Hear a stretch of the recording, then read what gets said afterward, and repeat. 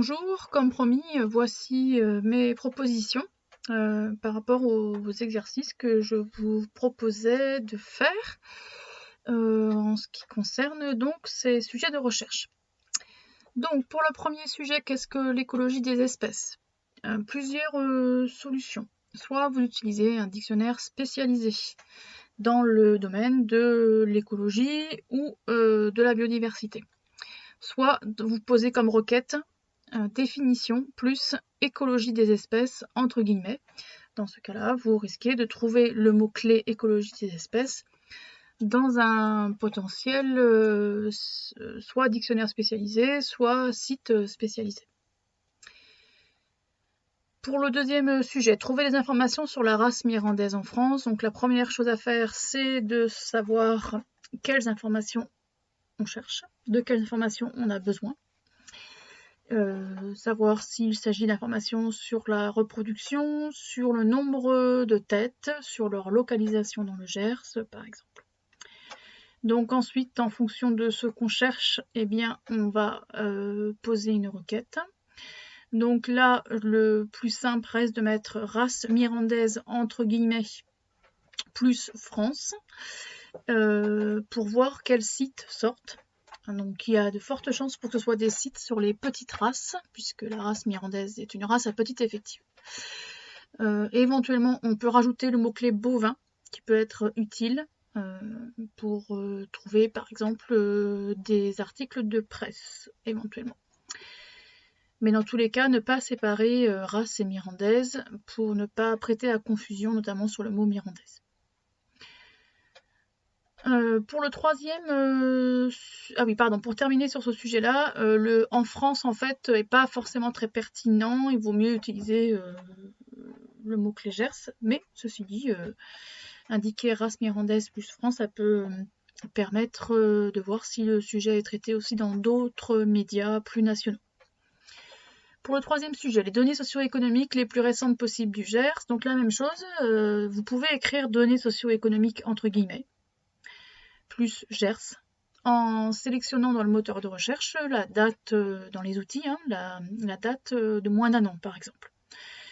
Voilà, donc là, vous pouvez tomber sur des documents techniques ou intitulés par exemple données socio-économiques.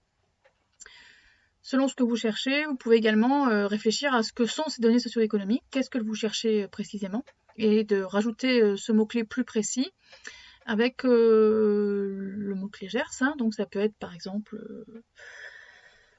économie plus Gers, par exemple. Voilà. Ensuite, une autre technique, c'est d'aller sur les sites d'information du Gers, donc soit le site du département, soit le site de la région Occitanie et avec la partie qui correspond au Gers. Et puis éventuellement, ça peut être intéressant également d'aller faire un tour sur la préfecture, le site de la préfecture, ou le site de la chambre d'agriculture. Encore une fois, ça dépend ce que vous cherchez. Où trouver les acteurs occitans dans mon domaine? Alors, là, c'était juste pour vous interpeller sur le fait qu'il vaut mieux éviter de mettre acteurs occitans entre guillemets dans un moteur de recherche parce que vous risquez d'avoir beaucoup de bruit documentaire. Je rappelle que le bruit, c'est plein de réponses qui ne correspondent pas à ce que vous cherchez. Donc là, du fait de la polysémie des mots, voilà, c'est quelque chose qui est vraiment à éviter. Donc dans ce cas-là, on va déjà utiliser Occitanie et éventuellement partenaire ou association comme mots-clés qui seront plus efficaces. Donc association plus, donc votre domaine, ça peut être le maraîchage, peu importe. Association plus maraîchage plus Occitanie, par exemple. Ou partenaire. Partenaire, ça peut être intéressant parce qu'il y aura aussi la notion de partenaire économique ou de partenaire politique. Donc attention, c'est un mot qui peut avoir plusieurs sens, qui peut être utilisé dans les articles de presse, mais quand même intéressant parce que dans des dossiers économiques, par exemple, le mot sera utilisé. Donc ça peut être ça. Autre solution, toujours pareil, utiliser des sites experts, c'est-à-dire savoir où se trouve l'information. Donc allez sur le site de la Chambre d'agriculture, voir les informations qu'il y a dans votre secteur, et là vous allez trouver des partenaires. Donc c'est deux vraiment techniques à chaque fois différentes, mais dans tous les cas qui sont complémentaires.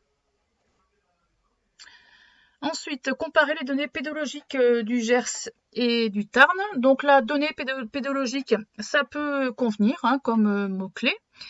Mais ceci dit, je vous conseille quand même de mettre pédologie plus GERS dans une première requête, puis dans une deuxième requête pédologie plus Tarn.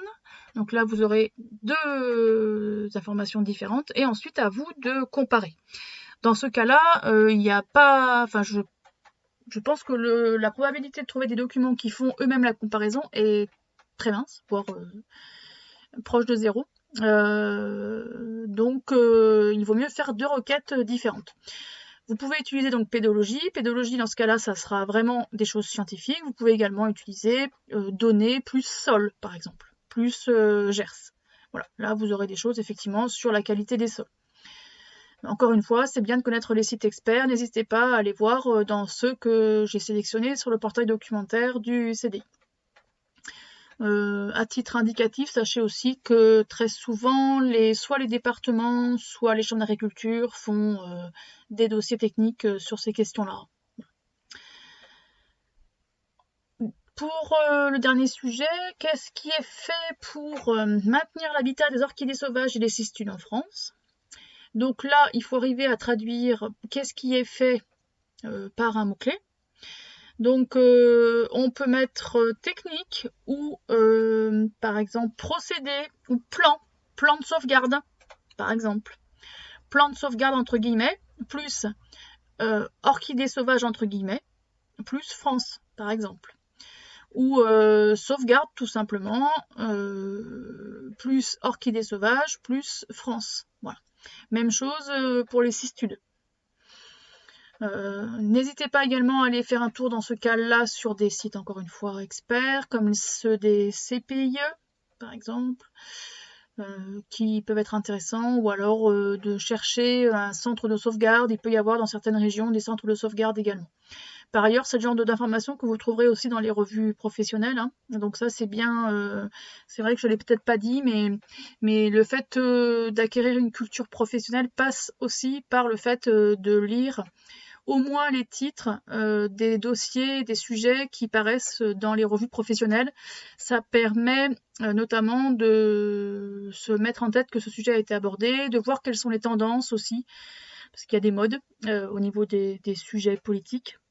Donc c'est intéressant, voilà, ne serait-ce que survoler pour avoir les titres, regarder les sommaires, lire rapidement les dossiers avec les en-têtes, les surtitres, etc. C'est vraiment des choses qui peuvent ensuite vous aider à connaître les sources d'informations professionnelles et en tout cas valides. Voilà. Et plus largement, qu'existe-t-il sur les liens entre biodiversité et agriculture? Donc là, il vaut mieux éviter de mettre lien. Voilà, toujours pour les mêmes raisons de polysémie. Je vous conseille juste de mettre biodiversité plus agriculture et de rajouter, par exemple, on peut mettre rôle plus biodiversité plus agriculture. Ou alors, vous pouvez mettre entre guillemets rôle de la biodiversité en agriculture. Dans ce cas-là, vous mettez entre guillemets. Voilà. Vous pouvez également mettre sauvegarde de la biodiversité, entre guillemets, plus agriculture. Ça peut être aussi des choses. Voilà. N'oubliez pas également que vous pouvez diviser le mot biodiversité en d'autres mots-clés plus précis, hein. Donc faune, flore, insectes, voilà, suivant, toujours pareil, ce que vous cherchez. Donc biodiversité, c'est à la fois un terme générique, mais il peut être décomposé en termes spécifiques, c'est-à-dire en des termes plus précis. Pensez toujours au principe de l'arborescence. Donc on a un mot général qu'on va ensuite aller détailler en d'autres mots-clés plus précis. Voilà, ça c'est vraiment quelque chose qui est très utile, très pratique. Donc sur le principe de l'arborescence, hein, le tronc avec le domaine général, puis ensuite les grosses branches et ensuite les sujets plus précis. Voilà. Donc voici pour cette liste d'exemples-là. Hein. Donc n'hésitez pas à m'interpeller si jamais vous avez besoin de précision ou si vous avez des sujets sur lesquels ça coince. Voilà. Avant de terminer, je fais juste un petit rapide point sur la lecture d'une page de résultats. Donc première chose ici, vous avez un nombre de résultats qui est toujours très approximatif et qui de toute façon contient toujours beaucoup de bruit documentaire. Ensuite, donc vous avez les mots-clés qui sont en gras. Ici par exemple j'avais mis le mot-clé synégétique. Voilà, plus France, je pense, parce qu'il apparaît en gras, donc ça permet de voir si les mots-clés ont bien été cherchés. Ensuite, donc Wikipédia apparaît toujours en premier, enfin très souvent en premier, parce qu'il est très consulté, mais ça ne veut pas dire que votre article en particulier a été consulté. Donc il faut bien garder en tête que quand des plateformes sortent, c'est parce que justement les plateformes sont très utilisées. Donc pendant longtemps, ça a été le cas avec des plateformes de blog, par exemple. Donc là, c'est lié au fait que Wikipédia est très populaire dans les résultats. C'est ce qui explique que ça apparaît en premier. Ça ne veut pas du tout dire qu'il est plus pertinent ou en tout cas plus fiable. Il faut toujours bien aller voir sur l'article s'il y a une mention qui prévient d'une éventuelle difficulté quant à la qualité de l'article Wikipédia. Ensuite, il ne faut pas hésiter à aller voir donc s'il y a d'autres articles. Ici, par exemple, dans Wikipédia, il vous dit, hop, là, ici, il y a un article connexe, donc un article qui est proche sur un sujet qui ressemble. Voilà. Ensuite, donc vous pouvez découvrir les informations rien qu'en lisant l'adresse. Ici, par exemple, on sait que sur le site Nature France, l'information qui nous est proposée est dans la rubrique faune dans un dossier pôle thématique. Donc ici, on a le chemin en fait sur le site. Donc ça permet de savoir si c'est à la racine du site, si c'est sur la page d'accueil ou si c'est dans une page cachée au fin fond d'un site internet. Accessoirement, vous avez parfois ici la date. Très important également d'avoir en tête si ce sont des articles scientifiques, il peut y avoir un auteur ici qui est cité. Là, c'est le cas, puisque c'est une plateforme scientifique d'articles. Voilà. Que dire d'autre? Vous avez parfois, quand un des mots-clés que vous avez écrit n'apparaît pas, il est barré en dessous. Donc, c'est marqué qu'il vous manque un article, un mot-clé, pardon. Voilà, .org, ça veut dire que le site est une association, une organisation. Donc quelque chose d'important à savoir, c'est que la terminaison du site, elle est choisie par la personne qui crée le site. Donc c'est pas forcément un signe de qualité, en tout cas c'est un signe de volonté d'être visible en tant que tel. .com, ça sera un site commercial. Aujourd'hui, énormément de sites sont identifiés en sites commerciaux, alors qu'ils ne le sont pas forcément. Mais ça permet d'être identifié de façon un peu plus on va dire, sérieuse, en tout cas selon des fois l'opinion des personnes qui créent les sites. Voilà, important effectivement le nombre de citations. Parfois ça peut être un élément de validité, voilà, de savoir si l'article est très consulté ou pas, par exemple. Dernière chose, ici vous avez un dictionnaire qui s'appelle le CNTRL. Si vous avez l'occasion de le croiser, vous pouvez l'utiliser, il est super fiable, il est très précis, mais bon voilà, c'est un super outil. N'hésitez pas si jamais vous avez besoin ici. Voilà, si vous avez des questions, n'hésitez pas à m'interpeller.